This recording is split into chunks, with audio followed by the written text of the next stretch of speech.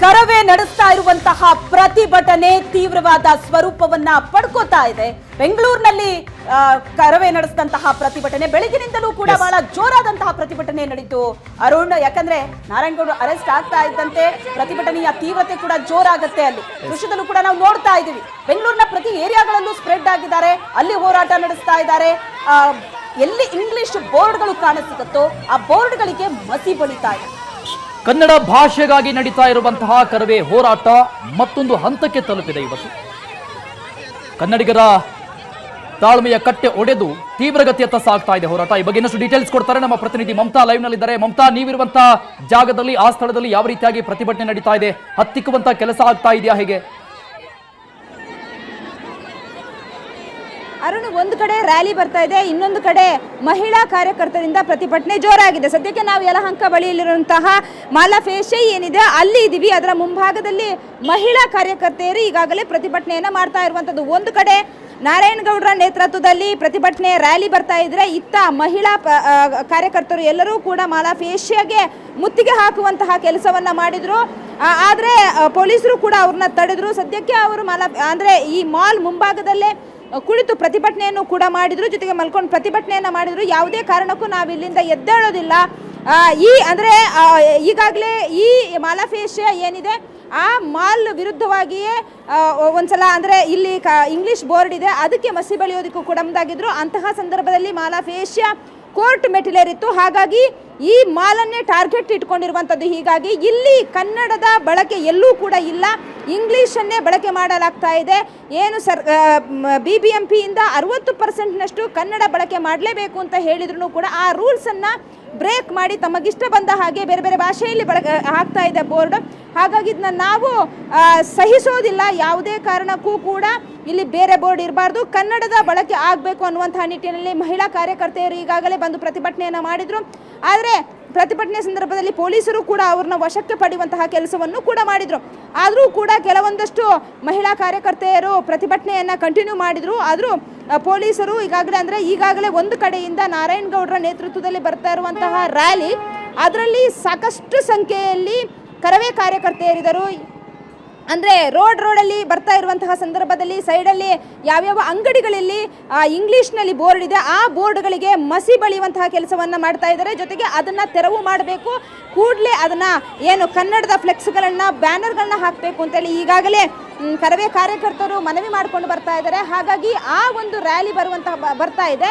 So ಅವರು ಕೂಡ ಕಾರ್ಯಕರ್ತರು ಬಂದು ಇಲ್ಲಿ ಮಾಲಾ ಫೇಶಿಯಾ ಮುಂದೆ ಪ್ರತಿಭಟನೆಯನ್ನು ಮಾಡುವಂತಹ ಸಾಧ್ಯತೆ ಇದೆ. ಜೊತೆಗೆ ಇಲ್ಲಿ ಕಲ್ಲು ತೂರಾಟ ಮಾಡುವಂತಹ ಸಾಧ್ಯತೆ ಕೂಡ ಇದೆ. ಹಾಗಾಗಿ ಇಲ್ಲಿ ಪೊಲೀಸ್ ಬಿಗಿ ಬಂದೋಬಸ್ತನ್ನು ನೀಡಲಾಗಿದೆ. ಸದ್ಯಕ್ಕೆ ಇಲ್ಲಿದ್ದಂತಹ ಮಹಿಳಾ ಕಾರ್ಯಕರ್ತರು ಏನಿದ್ರು ಅವ್ರನ್ನ ಈಗಾಗಲೇ ಬಂಧಿಸಿರುವಂಥದ್ದು. ಯಾಕಂತಂದರೆ ಈ ಕಡೆಯಿಂದ ಬರ್ತಾ ಇರುವಂತಹ ರ್ಯಾಲಿಯಲ್ಲಿ ಸಾಕಷ್ಟು ಜನ ಇದ್ದಾರೆ. ಜೊತೆಗೆ ಇಲ್ಲಿರುವಂತಹ ಮಹಿಳಾ ಕಾರ್ಯಕರ್ತೆಯರು ಒಂದಷ್ಟು ಗದ್ದಲ ಎದ್ದೇಳುವಂತಹ ಸಾಧ್ಯತೆ ಖಂಡಿತ ಇದ್ದೇ ಇದೆ. ಈಗ ಯಾಕಂತಂದರೆ ಒಂದು ಕಡೆಯಿಂದ ಬರ್ತಾ ಇರುವಂತಹ ಕಾರ್ಯಕರ್ತರು ಎಲ್ಲ ಅಂಗಡಿಗಳಿಗೆ ನುಗ್ಗಿ ಕಲ್ಲನ್ನು ತೂರಾಟ ಮಾಡ್ತಾ ಇದ್ದಾರೆ. ಜೊತೆಗೆ ಅಲ್ಲಿರುವಂತಹ ಬ್ಯಾನರ್ಗಳನ್ನು ಅಲ್ಲಿರುವಂತಹ ಬೋರ್ಡ್ಗಳನ್ನು ತೆಗೆಯೋದಕ್ಕೆ ಈಗಾಗಲೇ ಮನವಿ ಮಾಡಿಕೊಂಡಿದ್ದಾರೆ. ಜೊತೆಗೆ ಕಲ್ಲು ತೂರಾಟವನ್ನು ಕೂಡ ಮಾಡ್ತಾ ಇದ್ದಾರೆ. ಹಾಗಾಗಿ ಅದೇ ಆಕ್ರೋಶ ಈ ಒಂದು ಯಲಹಂಕ ಬಳಿ ಬರುವಾಗಲೂ ಕೂಡ ಅದೇ ಆಕ್ರೋಶ ಕೂಡ ಇರುತ್ತೆ. ಮುಖ್ಯವಾಗಿ ಟಾರ್ಗೆಟ್ ಇರುವಂತದ್ದು ಕೂಡ ಇದೆ ಈ ಮಾಲೆ. ಹಾಗಾಗಿ ಬೆಳಿಗ್ಗೆ ಹೋರಾಟ ಆರಂಭ ಆದಾಗ ಇದು ತೀವ್ರವಾದ ಸ್ವರೂಪ ಪಡ್ಕೊಳ್ಳುತ್ತೆ ಅನ್ನೋದು ಐ ಥಿಂಕ್ ಅಂದಾಜ್ ಇರ್ಲಿಲ್ಲ ಅನ್ಸುತ್ತೆ. ಅದು ಹೋರಾಟಗಾರರಿಗೂ ಇರ್ಲಿಲ್ವಾ ಅಥವಾ ಪೊಲೀಸರಿಗೂ ಕೂಡ ಅದು ಅಂದಾಜ್ ಇರ್ಲಿಲ್ವಾ? ಯಾಕಂದ್ರೆ ನಿಯಂತ್ರಿಸೋದಕ್ಕೆ ಬಹಳಷ್ಟು ಕಷ್ಟಪಟ್ಟಿದ್ದಾರೆ ಪೊಲೀಸರು. ಸೊ ಯಾವ ರೀತಿ ಕಂಟ್ರೋಲ್ ಮಾಡಿದ್ರು? ಅದ್ರ ಜೊತೆಗೆ ಬೆಂಗಳೂರಿನ ಬೇರೆ ಬೇರೆ ಏರಿಯಾಗಳಲ್ಲಿ ಕರವೇ ಕಾರ್ಯಕರ್ತರು ಸ್ಪ್ರೆಡ್ ಆಗಿದ್ರು. ಸೊ ಅಲ್ಲಿ ಈ ರೀತಿ ಗಲಾಟೆಗಳು ನಡೀತಾ ಇದ್ದಾಗ ಬಹಳಷ್ಟು ಟ್ರಾಫಿಕ್ ಜಾಮ್ ಕೂಡ ಉಂಟಾಗುತ್ತೆ. ಹೇಗಿತ್ತು ಸಿಚುವೇಶನ್? ನೀವು ಪೋಷಕರಾಗಲು ಕಾಯುತ್ತಿದ್ದೀರಾ? ಚಿಂತಿಸದಿರಿ. ಓಯಾಸಿಸ್ ಫರ್ಟಿಲಿಟಿ 90,000 ದಂಪತಿಗಳ ಜೀವನದಲ್ಲಿ ಸಂತೋಷವನ್ನು ತಂದಿದೆ. 7825893601ಗೆ ಕರೆ ಮಾಡಿ ಅತ್ಯದ್ಭುತ ರಿಯಾಯಿತಿ ಪಡೆಯಿರಿ ಹಾಗೂ ಎಲ್ಲರಿಗೂ ಗುಡ್ ನ್ಯೂಸ್ ಕೊಡಿ. ಶ್ವೇತ, ಖಂಡಿತವಾಗಿಯೂ ಇದು ಈ ಅತಿರೇಕಕ್ಕೆ ಏರುತ್ತೆ ಅನ್ನುವಂಥದ್ದು ಖಂಡಿತವಾಗಿ ನಿರೀಕ್ಷೆ ಮಾಡಿರಲಿಲ್ಲ. ಯಾಕಂತಂದ್ರೆ ಈ ಪ್ರತಿಭಟನೆ ಮಾಡ್ತೀವಿ ಅನ್ನೋದಕ್ಕೆ ಈಗಾಗಲೇ BBMPಯ ಜೊತೆಗೆ ಒಂದು ಸುತ್ತಿನ ಮಾತುಕತೆಯನ್ನು ಕೂಡ ಮಾಡಿಕೊಂಡಿದ್ರು.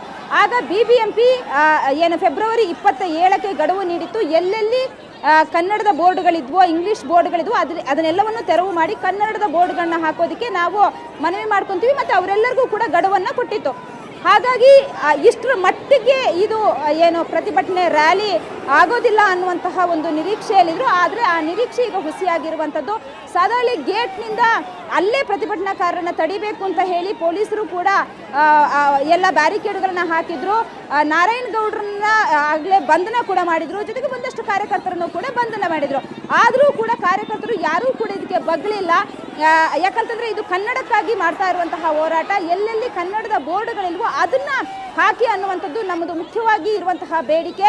ಎಲ್ಲೆಲ್ಲಿಂದಲೋ ಬಂದು ಇಲ್ಲಿ ಜೀವನ ಮಾಡ್ತಾರೆ, ಆದರೆ ಕನ್ನಡ ಬೇಡ ಅನ್ನುವಂಥದ್ದು ಎಷ್ಟರ ಮಟ್ಟಿಗೆ ಸರಿ. ಹಾಗಾಗಿ ನಾವು ಬಂಧನ ಮಾಡ್ತಾ ಇದ್ರು ಕೂಡ ಈ ರ್ಯಾಲಿಯಲ್ಲಿ ನಾವು ಸಾಕ್ತೀವಿ, ರ್ಯಾಲಿ ಯುದ್ಧಕ್ಕೂ ಕೂಡ ಪ್ರತಿಭಟನೆಯನ್ನ ಮಾಡ್ತೀವಿ ಅನ್ನುವಂಥದ್ದು ಪಟ್ಟನ್ನ ಹಿಡಿದಿದ್ರು.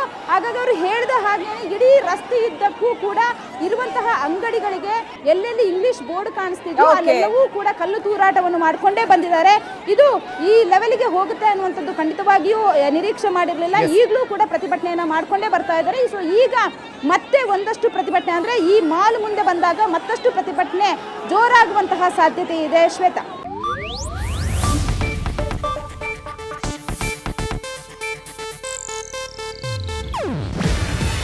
ಇದು ಏಷ್ಯಾನೆಟ್ ನ್ಯೂಸ್ ನೆಟ್ವರ್ಕ್ ಪ್ರಸ್ತುತಿ.